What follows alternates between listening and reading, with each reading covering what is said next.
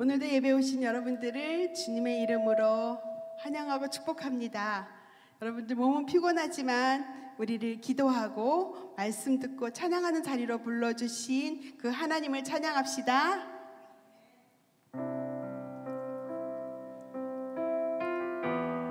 이 시간 우리의 고백을 담아서 하나님께 올려드립니다.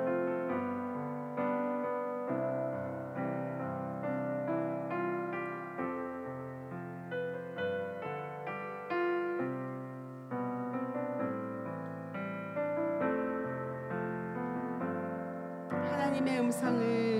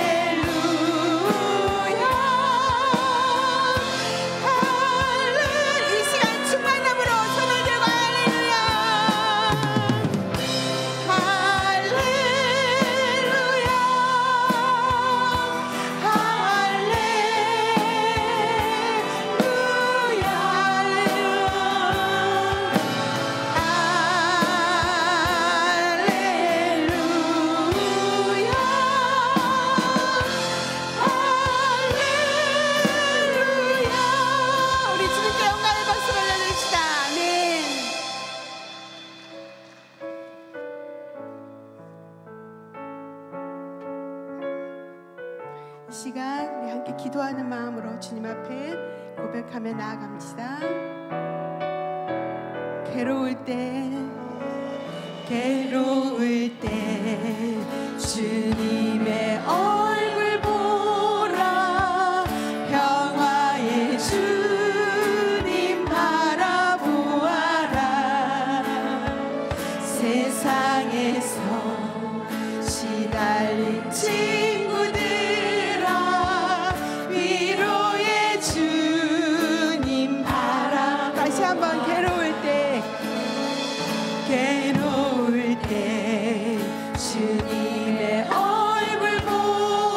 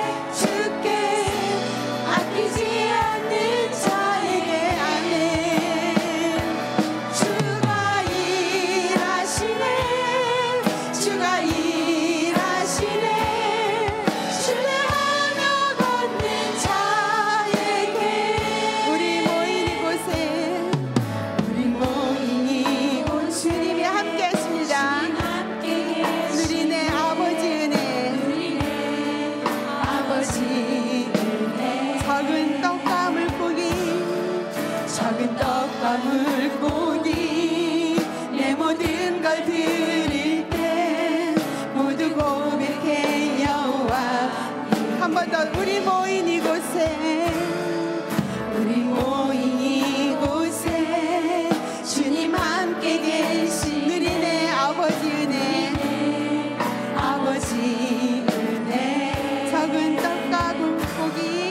적은 떡과 물고기 내 모든 걸 드릴 때 모두 고백해 여호와. 우리 함께 손을 들고 주가 일하시네 주가 일하시네 주가 일하시네 주께 아끼지 않는 자에게 아멘. 주가 일하시네 주가 일하시네 신뢰하며 걷는 자.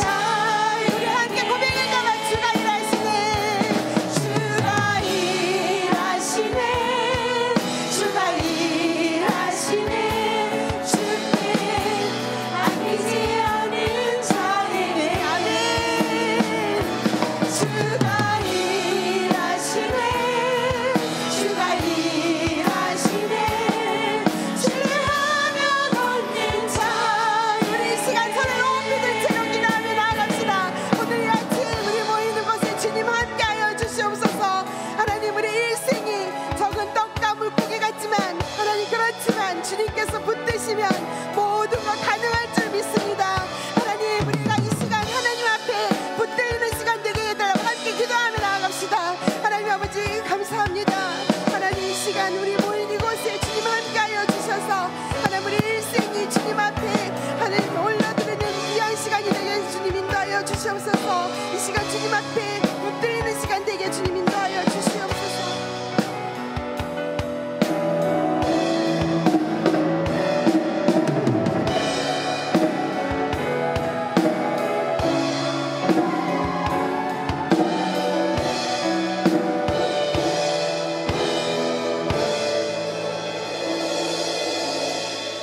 우리를 사랑하여 주시는 하나님 아버지, 오늘도 우리를 이 자리에 불러주시고 주님을 찬양하고 말씀 가운데 서게 하시니 감사를 드립니다. 이 자리에 모인 모든 목자, 부목자 분들 가운데 성령의 은혜를 허락하여 주옵시고 말씀 가운데 늘 승리하는 삶을 살아가게 하여 주옵소서. 우리들 마음 가운데 하나님의 사랑을 가득 품게 하여 주셔서 우리와 함께 있는 우리 모든 성도들과 함께 주님의 이름을 찬양하며 기쁨으로 신앙생활할 수 있도록 붙잡아 주시옵소서. 예수님의 이름으로 기도하옵나이다. 아멘.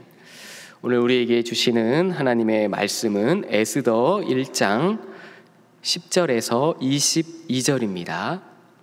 에스더 1장 10절에서 22절 말씀입니다. 다 같이 일어나셔서 하나님의 말씀을 경청하겠습니다.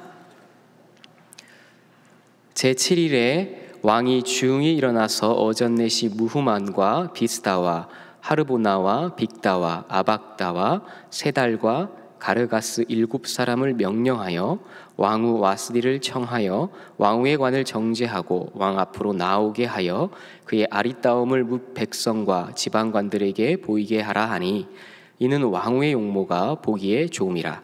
그러나 왕후 와스디는 내시가 전하는 왕명을 따르기를 싫어하니 왕이 진노하여 마음속이 불붙는 듯 하더라. 왕이 사례를 아는 현자들에게 묻되 왕이 규례와 법률을 아는 자에게 묻는 전례가 있는데 그때 왕에게 가까이 하여 왕의 기색을 살피며 나라 첫자리에 앉은 자는 바사와 메대의 7지방관 곧 가르스나와 세달과 아드마다와 다시스와 메레스와 마르스나와 문무간이라. 왕후 와스디가 내시가 전하는 아수르의 왕의 명령을 따르지 아니하니 규례대로 하면 어떻게 처치할까? 문무관이 왕과 지방관 앞에서 대답하여 이르되 왕후 와스디가 왕에게만 잘못했을 뿐 아니라 아수르의 왕의 각 지방의 관리들과 뭇 백성에게도 잘못하였나이다. 아수르의 왕이 명령하여 왕후 와스디를 청하여도 오지 아니하였다 하는 왕후의 행위의 소문이 모든 여인들에게 전파되면 그들도 그들의 남편을 멸시할 것인즉 오늘이라도 바사와 메대의 귀부인들이 왕후의 행위를 듣고 왕의 모든 지방관들에게 그렇게 말하리니 멸시와 분노가 많이 일어나리이다. 왕이 만일 좋게 여기실진대 와스디가 다시는 왕 앞에 오지 못하게 하는 조서를 내리되 바사와 메대의 법률에 기록하여 병개함이 없게 하고 그 왕후의 자리를 그보다 나은 사람에게 주소서. 왕의 조서가 이 광대한 전국에 반포되면 귀천을 막론하고 모든 여인들이 그들의 남편을 존경하리이다 하니라. 왕과 지방관들이 그 말을 옳게 여긴지라. 왕이 문무관의 말대로 행하여 각 지방 각 백성의 문자와 언어로 모든 지방에 조서를 내려 이르기를 남편이 자기의 집을 주관하게 하고 자기 민족의 언어로 말하게 하라 하였더라. 이것은 하나님의 말씀입니다. 아멘. 우리 다 함께 담임 목사님의 설교를 같이 함께 듣겠습니다. 우리가 사는 세상은 참 이해하지 못할 일들이 많이 일어납니다. 우리 자신의 인생만 돌아보아도 이해하지 못할 일들 가득 안고 여기까지 걸어오시게 되었죠. 그래서 이 세상에는 어떤 원칙이 없는 것 같기도 하고 또 아무런 어떤 질서도 없이 그냥 돌아가는 것처럼 그렇게 느껴질 때가 있지만 이 에스더서는 우리가 눈에 보이지 않지만 그 배후에서 하나님은 하나님의 뜻을 이루어 가시는 것을 우리에게 말씀해 주고 있습니다. 즉 평범한 오늘 하루 내가 전혀 의식하지 못한 작은 사건, 나 그 배후에는 하나님께서 하나님의 역사를 이끌어 가시는 하나님의 손길들을 볼 수 있다는 것을 우리에게 사건을 통해서 말씀해 주고 있습니다. 본문에 보면 아하수에로 왕이 180일간 자기가 통치하는 지역의 지방관들과 신하들을 초청해서 잔치를 열게 됩니다. 한 1만 5천 명 정도 잔치에 참여하지 않았나 그렇게 얘기합니다. 그 잔치가 끝나고 바로 이어서 일주일 동안 7일 동안 그 백성들을 위하여 귀천을 따지지 않고 그 백성들을 위해서 잔치를 엽니다. 왕비 와스디도 자기의 궁에서 잔치를 열게 됩니다. 이 잔치를 통해서 펼쳐가시는 하나님의 이 사건과 역사 속의 그 배후에 하나님께서 어떻게 주관하고 계시고 하나님 뜻을 이루어 가시는가 하는 것을 구체적으로 우리에게 보여주고 있습니다. 하나님의 뜻은 뭐 대단한 일을 통해서 이루어지는 것만도 아니고 굉장한 영웅을 통해서 이루어지는 것도 아니고 때로는 인간의 실패 속에서도 약함과 부족함을 통해서도 하나님의 거룩한 뜻은 이루어져 가는 것을 보게 됩니다. 그런데 그 중심에는 항상 하나님이 쓰시는 사람이 있다는 사실입니다. 약하고 부족하고 보잘것없지만 하나님 뜻을 이루어가는 주인공으로 쓰임받는 그 인생은 얼마나 복된 것인가 하는 것을 우리가 살펴볼 수가 있죠. 그런데 하나님께서 쓰시는 사람의 공통적인 특징이 있습니다. 그 사람이 뭐 어떤 사람 정해져 있는 것보다도 뭐 정해진 사람도 있겠지만은 오늘 저와 여러분 한 분 한 분이 하나님께서 쓰실 때에 나타나는 우리의 삶의 특징이 있습니다. 그 특징이 무엇인가를 살펴보면서 내 삶을 통해서도 하나님이 귀한 역사를 이루어 가시도록 쓰임받는 인생이 되었으면 좋겠다는 마음을 가지고 하나님의 역사를 이루어갈 때 나타나는 특징들, 쓰임받는 사람들의 특징을 우리가 함께 살펴보려고 합니다. 자, 하나님께 쓰임받는 사람들의 특징 첫 번째는 무엇인가 하면 그분들은 일어난 문제에 따라 반응하지 않고 믿음으로 응답하는 사람들이었습니다. 하나님께 쓰임받은 사람들은 일어난 문제보다도 그 문제를 어떻게 받아들이고 선택하며 살 것인가에 대해서 믿음으로 응답하며 살았던 사람이라는 뜻입니다. 본문에 나오는 아하수에로 왕은 잔치가 진행되는 중에 왕비 와스디의 용모를 사람들 앞에 자랑하고 싶었습니다. 그래서 술에 취하여서 왕비 와스디를 잔치에 참석하도록 명령하지만 왕비 와스디는 그 왕명을 거절하게 되죠. 그 이유는 뭐 잘 모릅니다. 단지 10절에 보니까 주흥이 일어나서라고 말하는 것을 보면 아마 술김에 왕비가 받아들이기 어려운 그런 명령을 한 것으로 추정합니다. 또한 왕의 명령을 받은 왕비는 단호하게 거절하게 되면서 이 문제는 결국 전혀 예상하지 못했던 왕비 폐위까지 이르게 되고 바사와 메대의 여인들은 남편의 말에 복종해야 된다는 이상한 법률을 제정하기에 이르게 됩니다. 이 반면에 하나님께서 쓰신 사람 모르드게와 에스더의 반응을 보십시다. 저들은 하만에 의해서 온 유대인들이 죽음을 당할 수밖에 없는 왕의 조서가 내려진 것을 보고 그들은 좌절하거나 절망하거나 포기하지 않고 하나님 앞에 나갔습니다. 나갔을 뿐 아니라 울부짖었고 에스더는 금식하며 죽으면 죽으리다 각오하고 이 문제에 대해서 적극적으로 반응했습니다. 왜냐하면 모르드게와 에스더는 이 모든 것 배후에 하나님의 절대 주권이 있다는 것을 믿었기 때문에 그렇게 믿음으로 그들이 나갈 수 있었던 것입니다. 아하수에로 왕이나 왕비 와스디가 자기 육신의 정욕이나 안목의 정욕이나 이생의 자랑을 따라서 선택하고 반응했다면 모르드게와 에스더는 하나님의 말씀을 따라 반응하고 선택하였다는 것입니다. 인생을 표현할 때 문제를 풀어가는 과정이라고 이야기하는 분들이 많습니다. 그래서 문제를 잘 풀면 추억이란 이름으로 우리의 기억 속에 남고, 문제를 잘못 풀면 상처라는 이름으로 우리 마음에 남게 되지요. 근데 추억이 가득한 사람이 인생을 행복하게 사는 반면에 상처가 가득한 사람은 자기가 살아가는 인생을 행복하게 살아갈 수가 없다는 것을 우리는 자주 확인합니다.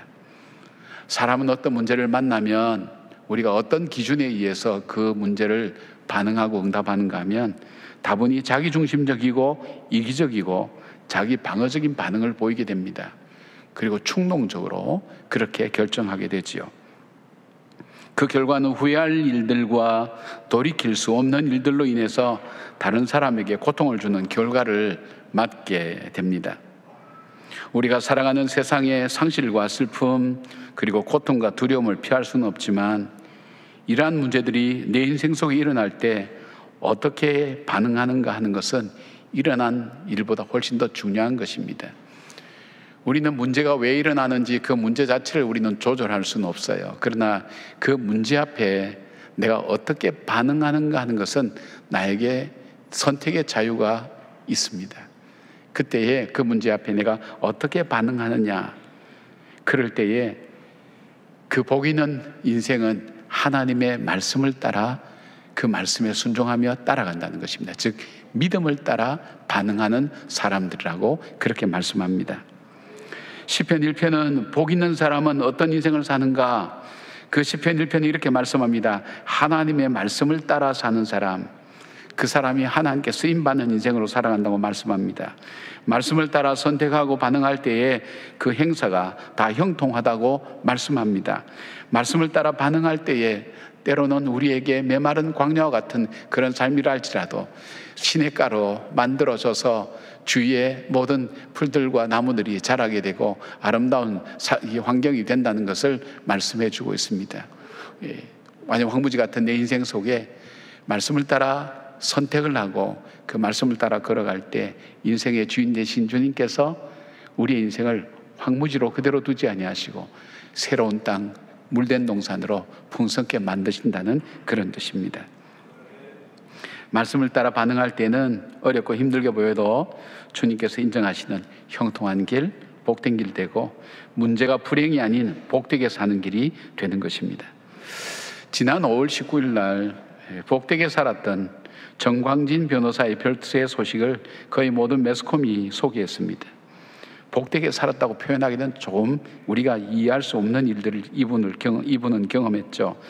이분은 1995년 삼풍백화점 붕괴 사고로 20대의 딸 3명을 한순간에 다 잃어버렸습니다. 처음에 이 소식을 접한 이 정광진 변호사 부부는 이렇게 말했다고 합니다. 이 일을 당한 뒤 우리 뇌에는 하늘이 무너지고 땅이 꺼져버려 이 세상이 아주 끝나줬으면 하고 바라기도 했다. 그리고 우리는 딸 셋을 잃은 것이 아니라 인생을 송두리째 잃어버렸다. 그렇게 울부짖었습니다. 감당할 수 없는 고통과 슬픔이었습니다.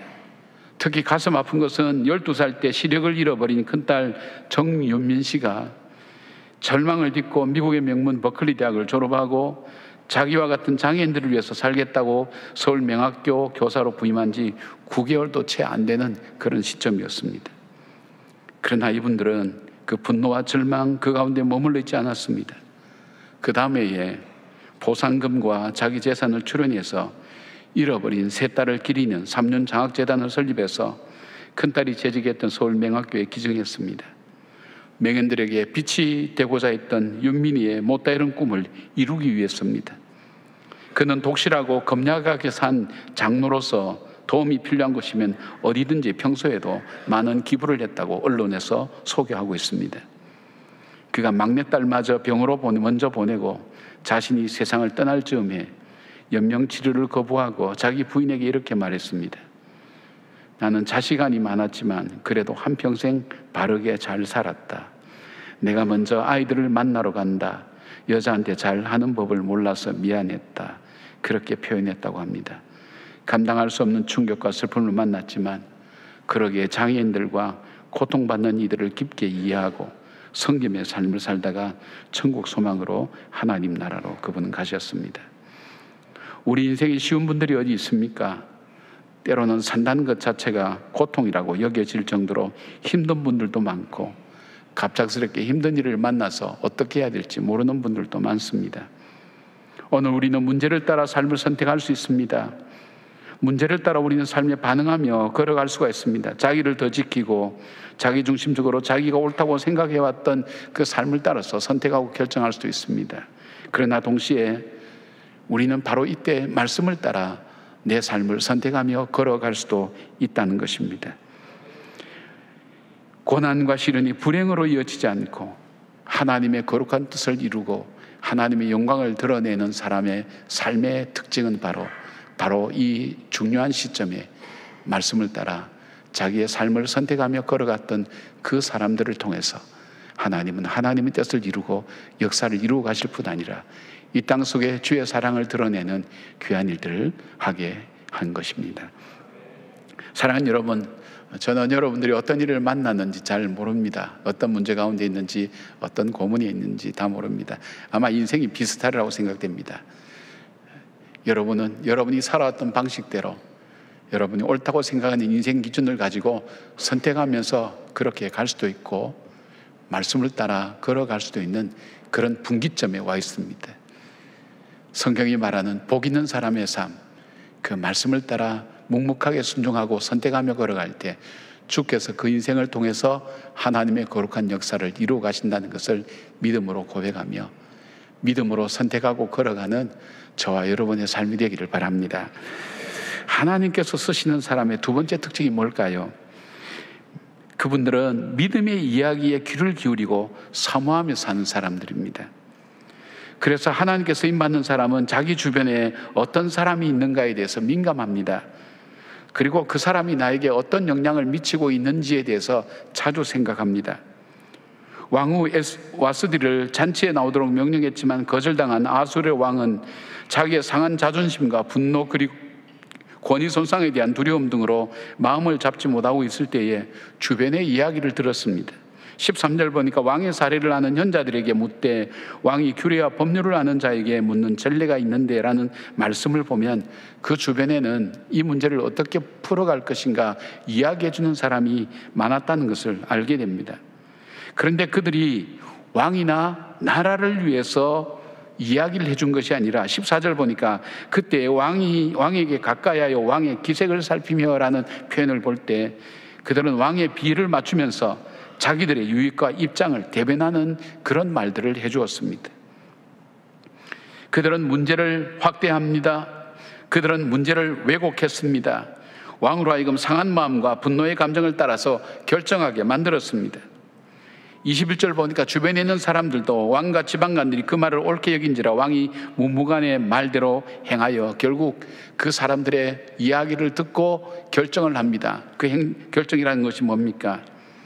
바로 왕후를 폐위하고 조서를 내려서 나라의 모든 백성이 남편을 무시하거나 남편의 말을 거역하지 못하도록 법으로 반포하는 어리석은 결정을 내리게 됩니다. 남편으로서도 왕으로서도 내리지 말아야 될 결정을 하게 만들었죠. 2장 1절에 가면 결국 이런 결정에 대해서 아하수에로 왕은 후회하게 됩니다.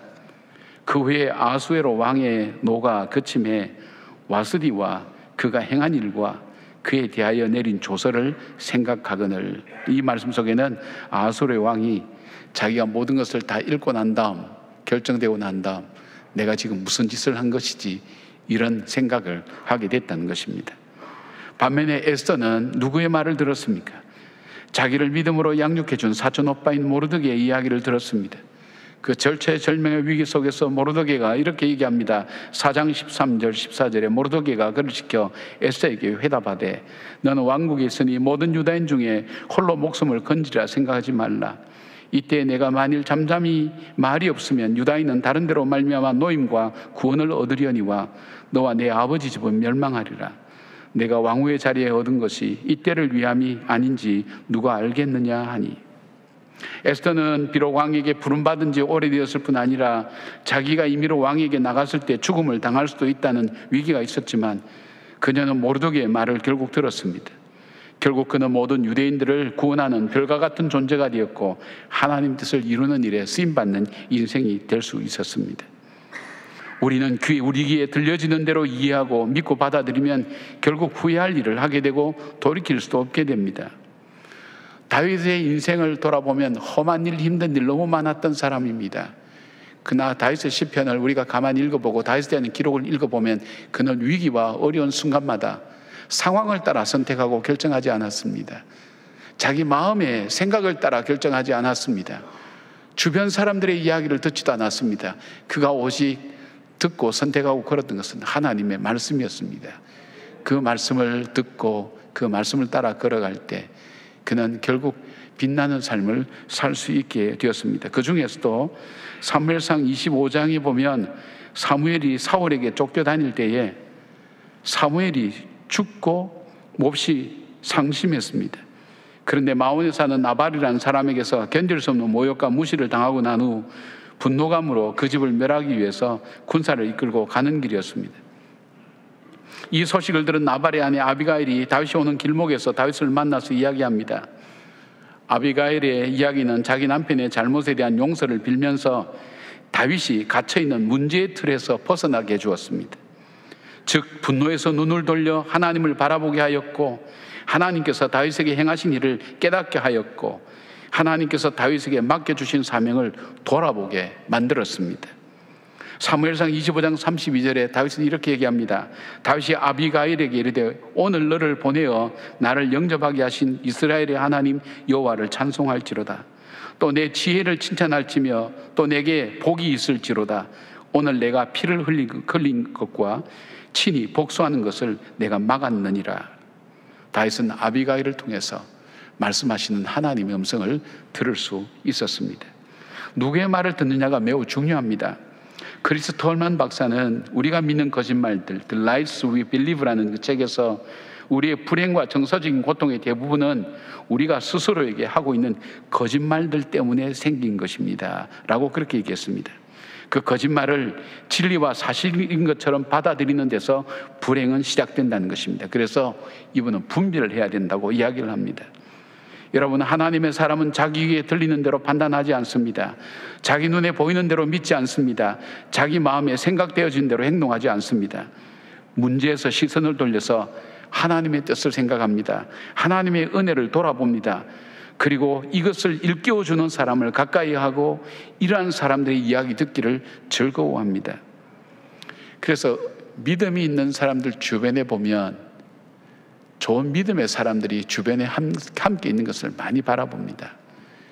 내가 그 문제에 휩싸여서 분노와 속상함과 또 어려움을 당했다는 그 이야기를 듣고 그것으로 인해서 상심하고 있을 때 찾아와서 거기에 불을 지르는 사람이 있는 반면에 그 속에서 그 문제의 틀에서 벗어나서 바로 그 문제의 주관자신 하나님을 바라보게 만들고 그 문제보다도 이전에 베풀어 주셨던 하나님의 은혜, 고난과 시련과 불행한 가운데서도 이끌어 주셨던 하나님의 그 역사하심, 그것을 다시 바라보게 만들면서 그 마음을 하나님께로 향할 수 있도록 이야기해 줄 수 있는 사람의 그 말들을 귀하게 듣는다는 것입니다.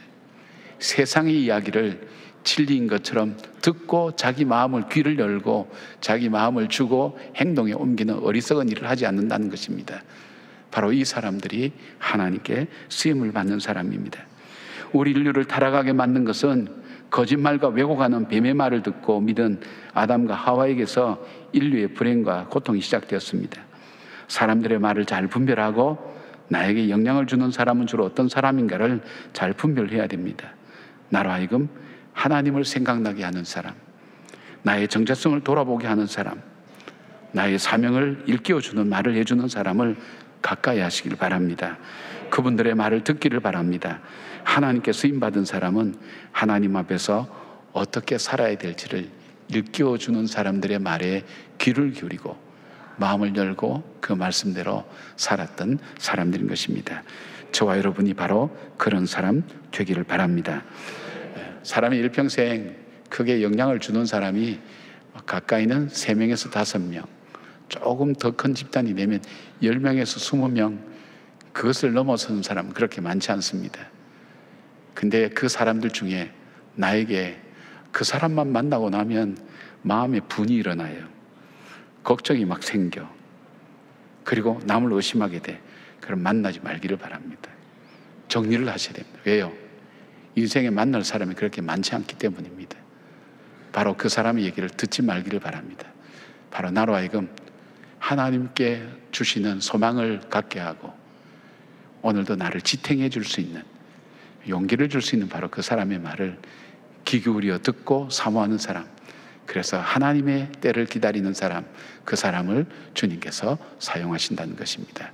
그렇게 쓰임받는 저와 여러분 되기를 바랍니다. 하나님께 쓰임받는 사람의 세 번째 특징이 무엇입니까? 미래를 생각하면서 지금을 선택하는 사람입니다. 많은 분들이 미래를 생각하면서 선택하고 결정하죠, 그렇게 하지만 우리가 현실적으로 볼 때 그러지 못할 때가 참 많이 있습니다. 특별히 분노가 날 만한 일들, 화가 날 만한 일들, 또 어떤 슬픔과 상실의 어려움 속에 처할 때에는 미래를 생각하면서 오늘을 선택하는 것이 쉽지 않습니다.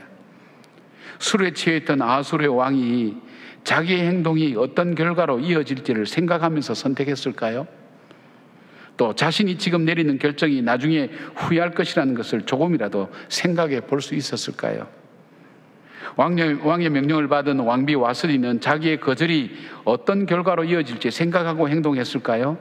아닙니다. 이들의 반응에는 전혀 미래를 돌아보지 않고 반응했다는 것을 알게 됩니다. 반면에 모르드게와 에스더의 선택은 미래를 생각하면서 결정하였습니다. 모르드게의 생각 속에 왜 에스더를 왕궁의 왕비 간택의 자리에 나가게 했을까요? 그리고 에스더로 하여금 자기 종족과 민족을 말하지 말라고 한 이유는 어디에 있을까요? 모르드게는 왜 아말렉의 후손인 아각 자손 하만에게 절하지 않았을까요? 앞으로 나누게 될 말씀 속에서 멀리 내다보고 마지막을 늘 생각하는 모르드게의 지혜와 이 모르드게의 말에 순종했던 에스더가 하나님께서 펼쳐나가신 역사에 어떻게 쓰임받는가 하는 것을 잘 보게 됩니다. 하나님의 사람은 자기의 생각과 현재의 상황을 따라 결정하고 선택하지 않습니다. 그리고 자기가 이루고자 하는 목표와 목적을 따라서도 결정하지 않습니다. 오늘의 선택이 앞으로 하나님이 펼쳐나가실 섭리에 어떤 영향을 미칠 것인가를 생각하며 결정합니다. 그러기에 하나님께 쓰임받는 사람은 현실이 자기 앞에 유리하게 전개되고 있고 상황이 좋다 하더라도 그는 교만하지 않고 겸손하게 하나님의 뜻을 구하게 됩니다. 반대로 절망스러운 일이나 낙심되는 일 앞에서도 주저앉거나 절망하여서 포기하지 않습니다. 인내하며 주님의 때를 기다리고 기도로 준비하는 사람입니다. 박진석 목사님의 은혜 아직 끝나지 않았다는 책에 보니까 2마리의 사냥개를 비교한 이야기가 있습니다. 그레이하운드라는 몸이 길고 날쌘 사냥개가 있고 블러드 하운드라고 하는 그레이하운드처럼 날쌘지는 못하지만 후각이 뛰어난 사냥개입니다. 그레이하운드는 시각이 좋기 때문에 사냥감을 보고 사냥을 하기 때문에 사냥감이 보이지 않을 때는 사냥을 즉각 포기해버립니다. 그러나 블러드 하운드는 냄새로 사냥하기 때문에 사냥감이 안 보여도 끝까지 사냥을 포기하지 않는다고 합니다. 우리 눈앞에 전개되는 현상을 보며 살아가는 삶이 아니라 미래를 바라보고 하나님 인도하심을 기대하며 오늘 지혜롭게 사는 사람은 하나님의 역사하심의 흐름을 타게 되는 것입니다. 누가복음 12장 13절부터 21절까지 보면 예수님은 어리석은 부자에 대해서 말씀하십니다. 어떤 부자가 많이 노력해서 많은 수확을 얻었습니다.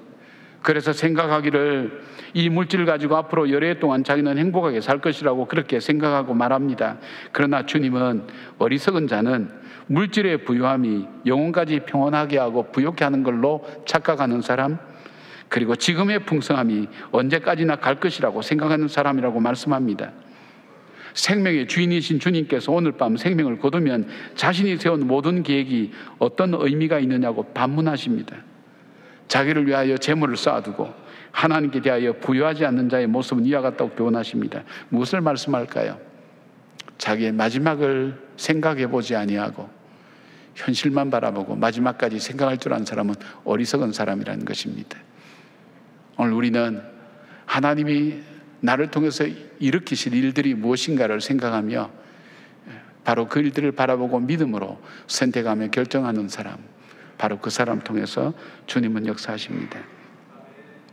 우리 정광진 변호사님 이야기를 한 것처럼 바로 그 절망적인 현실 속에서 정말 가치 있는 것이 무엇인가, 무엇이 가장 궁극적으로 자기에게 유익한 것인가를 생각했던 사람, 그래서 마지막 바르게 살 수 있었다고. 그 고난과 시련이 아니면 그렇게 살 수 있었을까요? 바르게 살 수 있었다고. 그리고 누구보다도 천국의 소망을 바라보며 오늘을 결정하고 살았던 사람, 바로 그 사람일 것입니다. 며칠 전 이른 아침에 갑자기 울린 대피령의 긴급 문자를 받고 여러분 많이 당황했을 것입니다. 가까이는 우리에게 전쟁이 터진다면 어떻게 해야 될까요? 여러분 집에 전쟁 준비 혹시 되어 있나요? 비상식량, 후레쉬, 트랜지스터 라디오 뭐 이런 거 준비되어 있나요? 아마 그런 일은 내 인생에 일어나지 않을 거라고 아무런 준비 없이 살 거예요. 그런데 한 번쯤은 생각해 보세요. 더 나아가서 우리 주님이 재림하실 때 우리는 어떤 모습일까요? 한번 생각해 보셨나요? 바로 그날을 한 번쯤은 생각하면서, 아니 내 인생의 마지막을 생각해 보면서 오늘 선택하시길 바랍니다.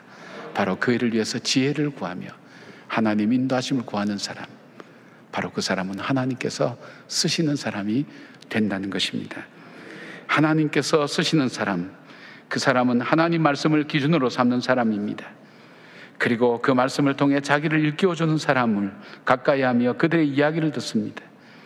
하나님께서 이루실 일을 기대하며 오늘을 믿음으로 선택하며 살아가는 사람, 오늘 힘들더라도 포기하지 않고 믿음으로 잘 이겨나가며 하나님의 때에 하나님의 흐름을 탈 수 있는, 역사하심의 흐름을 탈 수 있는 쓰임받는 그런 사람, 그런 사람들의 귀한 특징들을 여러분들이 한 분 한 분 꼭 간직하셔서 때로는 평안하고 풍성하기 때문에 교만하지 않고 인생 낭비하지 않고 고난과 시련 때문에 절망하고 주저앉지 않고 그 하나님의 때를 바라보며 믿음으로 걸어가고 평범하고 때로는 하나님이 계시지 않는 것 같은 캄캄한 밤에도 여전히 우리와 함께 하시는 그 주님을 믿음의 눈으로 바라보며 오늘도 한 걸음 한 걸음 주님이 쓰실 때를 바라보며 걸어가는 지혜로운 저와 여러분 되기를 주님의 이름으로 축복합니다. 아멘. 기도하겠습니다.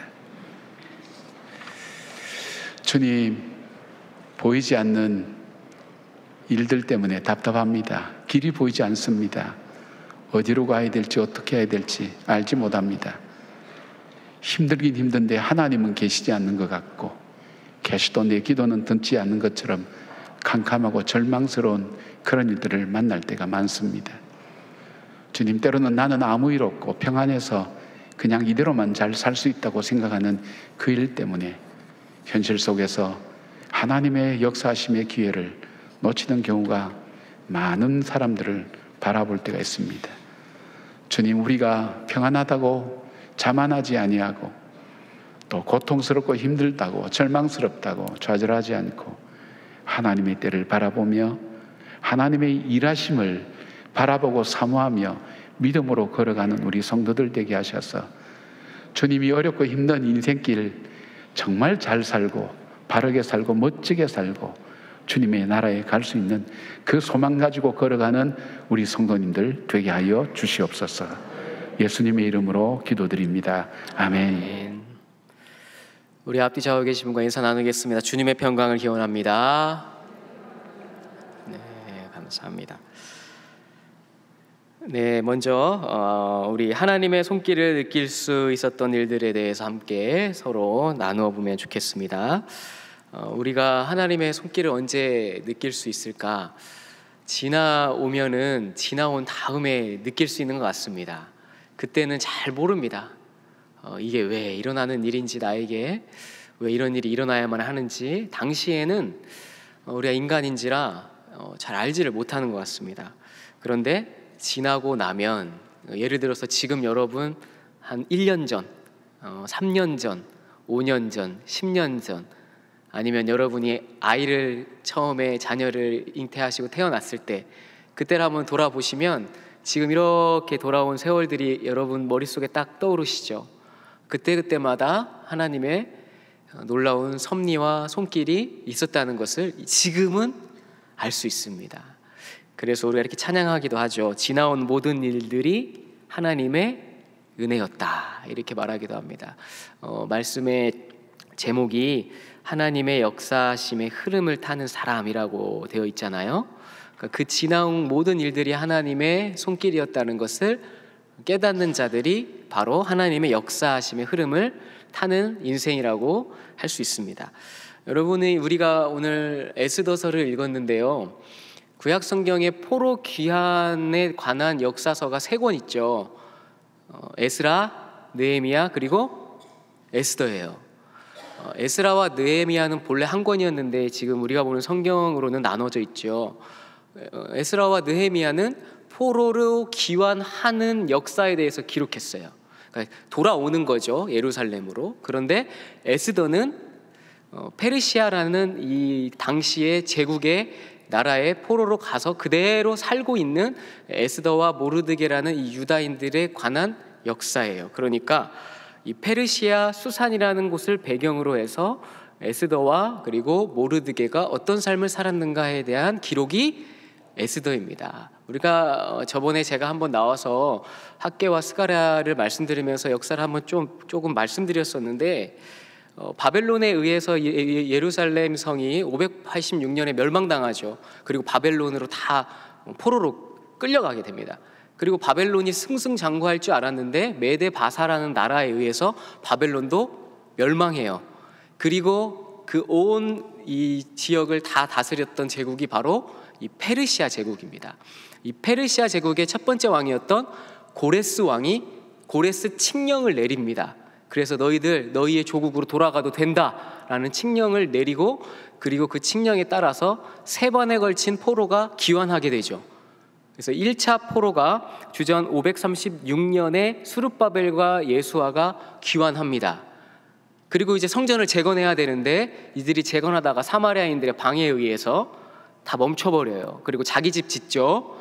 그렇게 하고 있을 때 520년에 학개와 스가랴가 예루살렘에 가서 너희들 이러면 안 돼, 다시 하나님의 성전을 재건하자 해가지고 4년 5개월 만에 주전 520년에 성전을 재건하게 됩니다.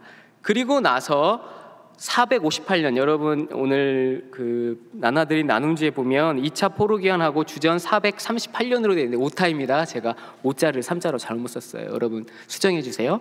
458년에 2차 포로 귀환이 일어나게 되는데, 이때 2차 포로 귀환한 사람이 에스라예요. 그리고 3차 포로 귀환은 445년에 일어나는데 그때 포로 귀환한 사람이 느헤미야예요. 자, 1차에서 2차 사이의 역사가 바로 에스더입니다.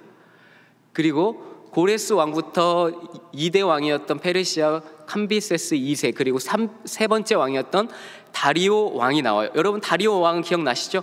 성경에서 이 다리오 왕 때의 학개 스가랴가 성전을 다시 지어도 된다는 허가를 받게 되는 것이죠.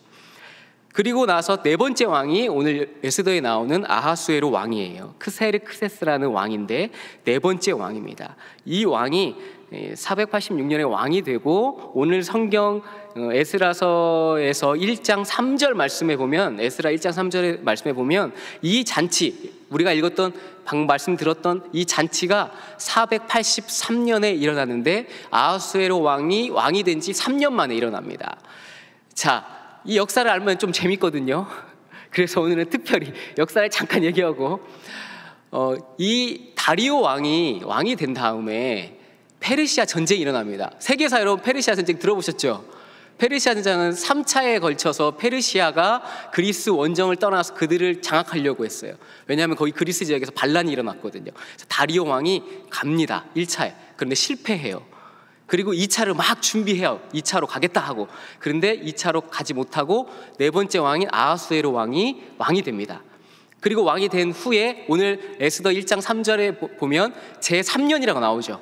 그러니까 왕이 되고 3년간 뭐 했냐면 2차 그리스 원정을 준비한 거예요. 그리고 나서 떠나기 전에 잔치를 열었습니다. 무려 몇 개월간? 6개월간. 그래서 성경에 보면 자기의 부함과 자기의 대단함을 나타내려고 이 잔치를 벌였다고 하는데 그 이면에 세계사적으로 보면 어디를 가려고? 그리스 원정을 가기 전에 모든 장수와 군사 다 모으고 이제 뭐 하는 거예요? 결의하는 거예요. 우리 어디 가니까? 그리스 원정 떠나야 되니까. 1차에 실패했잖아요, 아버지가. 그러니까 자기는 성공해야 되니까. 그래서 막 잔치를 벌여서 그걸 준비하는 과정이 있습니다. 그래서 이 잔치를 준비하고 성경에 보면 1장 9절에 보면 이 왕후 와스디도 여인들과 함께 잔치를 열죠. 왜 굳이 여인들과 함께 잔치를 열었을까요? 잔치 다 같이 하면 되잖아요. 이때 당시 페르시아는 남자들은 남자대로, 여자들은 여자대로. 우리 조선시대 어떻게 했어요? 교회에서도 예배드리면 기역자 교회 왜 있었죠? 이쪽은 남자, 이쪽은 여자, 따로따로. 그러니까 이 잔치는 남자들 그리고 여자들, 이 부녀들이 왔으니까 왕비가 대접하는 거예요. 그래서 잔치를 따로따로 열었어요. 그런데 그때 따로따로 열었는데 아하수에로 왕이 어떻게 했어요? 거하게 취했죠. 원래는 따로따로 같이 할 수가 없어요. 페르시아 전통이 그렇습니다. 남녀가 같이 이렇게 술자리를 하는 게 아닙니다. 그래서 6개월간 잔치를 벌이고 마지막 7일 일주일간 모든 백성에게 잔치를 다 베푼 후에 이제 원정을 떠나려고 하는데 마지막 날 거하기 취해서 야, 왕후 데려와. 예쁘니까 데려와. 그러니까 이 왕후는 법령과 이 전통에 가면 안 되잖아요. 그래서 안 간 거예요. 그런데 화가 난 것이죠. 화가 나가지고 왕후를 폐위하게 됩니다. 그렇게 2차 페르시아 그리스 원정을 가서 여러분이 잘 알다시피 스파르타 300 영화 아시죠? 그때 붙었던 사람이 이 아하수에로 왕이에요. 스파르타를 완전히 물리치고 그리스를 먹으려고 하는데 그때 살라미스 전투라는 해전이 벌어져요. 세계 4대 해전. 그래서 거기서 완전히 지게 됩니다. 그리고 돌아옵니다. 그리고 돌아오는 때가 바로 에스더 2장이에요. 2장에 보면 1절에 아하수에로가 내가 왕이 와수들을 패한 것을 후회하잖아요. 다 지고 왔는데 허무한 거예요. 그러니까 왕후를 내가 왜 폐위했을까? 후회가 되는 거죠. 그리고 그때 만약에 왕후 폐위한 거에 대해서 신하들이 간언했잖아요. 그럼 신하들이 걸리면 죽을 거 아니에요. 그러니까 야, 빨리 다른 왕후 뽑아야 돼. 그래서 뽑은 왕후가 누구예요? 에스더예요. 여러분, 이렇게 세계사를 얘기했는데 뭘 얘기하고 싶은 거예요? 이 모든 과정의 뒤에서 섭리하시는 분이 누구다? 하나님이다. 이 아하수에로 왕의 권력은 절대적이었어요. 그래서 유대의 민족이라는 민족을 몰살시키는데 말 한마디면 몰살시킬 수 있는 권력을 가지고 있는 사람이에요. 그런 사람일지라도 이 모든 과정을 주관하시는 주권자는 바로 하나님이신 거예요. 그래서 오늘 말씀에 보면 이 하나님의 뜻을 이뤄갖고 쓰임받는 모르드게와 에스더를 우리가 발견하게 됩니다. 자, 모르드게와 에스더는 어떤 특징을 가졌습니까? 첫 번째는 일어난 문제에 반응하지 않고 믿음으로 응답했다는 거예요. 막 즉흥적으로 뭔가 결정하지 않고 문제의 사안에 대해서 막 분노하고 화를 내면서 그걸 받아들이지 않고, 심지어 분노하고 화가 날 일들이 많이 있을지라도 그 가운데 냉정하고 바르게 믿음으로 응답했다는 겁니다. 그래서 유대인들을 죽이는 왕의 조서가 하만에 의해서 내려졌을 때에 오히려 이 모르드게와 에스더는 하나님 앞으로 나아갔습니다. 겸손하게 하나님 앞으로 나아가서 금식하며 기도하기로 결정하고 그 후에 하나님이 인도하실 것을 믿고 왕 앞에 죽으면 죽으리라 하고 나아갔던 것입니다. 두 번째는 믿음의 이야기에 귀를 기울이고 사모하며 사는 사람들이라는 거예요. 아하수에로 왕은 자신의 명령을 거부한 와스디를 어떻게 할 것인지에 대해서 주변 신하들에게 물었어요.